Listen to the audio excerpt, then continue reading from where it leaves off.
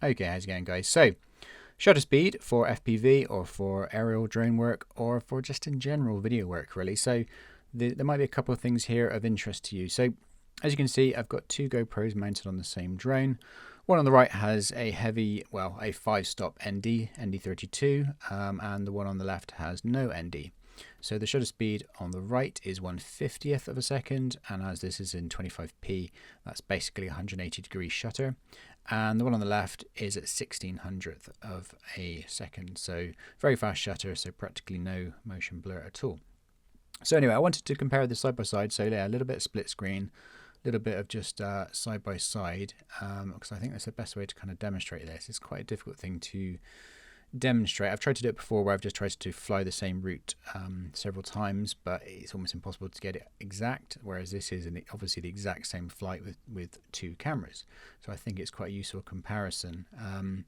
So there you go, that's what that looks like. What I will do is I'll play the entire clip from beginning to start at the end, because there's also something I want to talk about there regarding bitrate, believe it or not. I know it sounds a bit odd talking about shutter speed, but anyway, so this is what this looks like. As you can tell, a lot more natural motion blur on the right there, but I will say that when I'm choosing a shutter speed for myself for FPV work, I don't actually tend to shoot at 180 degrees. I tend to want the shutter to be a fair amount faster, so I would normally choose 1/100th of a second, so it gives you a little bit of motion blur but not quite as much. Part of the reason for that is if you use ReelSteady or any kind of stabilization in post, then it sort of mitigates, or it limits, or it reduces rather, the amount of motion blur artifacts you get. Obviously you're going to be getting some regardless, because you know you've got digital stabilization going on,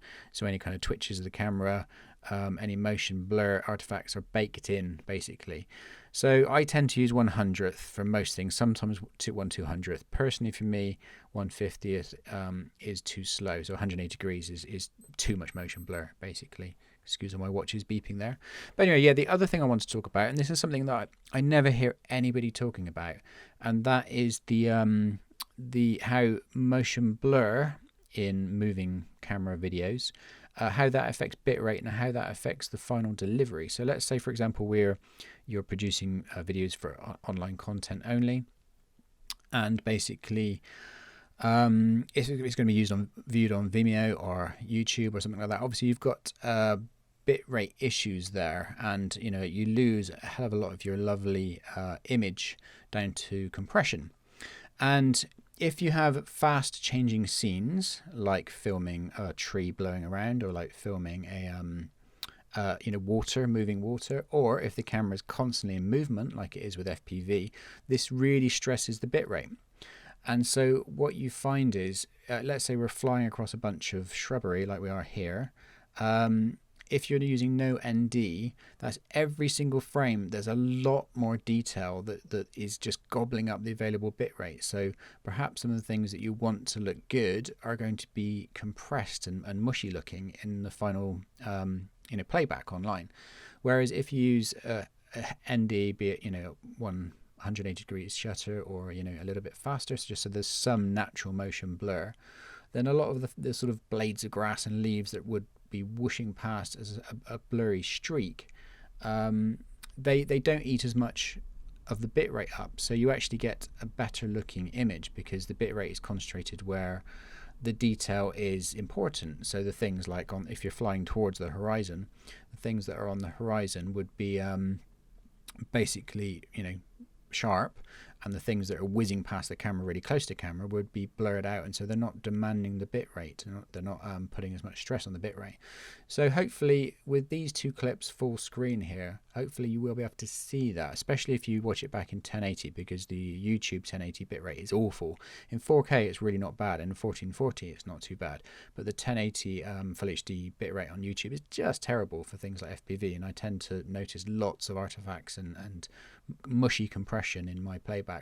So now, as you can see, now that we've got no ND, every single frame is pretty much pin sharp, and so there's way more detail, which is gobbling up that bitrate. So yeah, I mean, well, I'll be able to tell as soon as I view this back, but it's something that I've noticed personally in my own videos. and that's why it's really hard to strike the balance between, you know, what the amount of motion blur that you want for FPV, just because it's very demanding on bitrate. So hopefully this, because it's exactly the same flight twice, it should be a pretty good, you know, comparison for you. If this one looks much more compressed than the one with the ND when it for the full screen one, then that should hopefully back up my argument that you know, a bit of natural motion blur actually helps you get a nice looking, and it's not just, you know, subjective, oh it's blurry so, you know, it looks more natural. It is actually a nicer image because it's not stressing the online bit rate for delivery.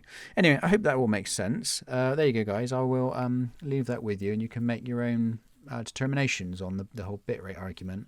But certainly, I think this might be useful side by side for people that just want to know, should I put an ND on my FPV drone? Anyway, guys, I hope that was useful, and I'll catch you next time.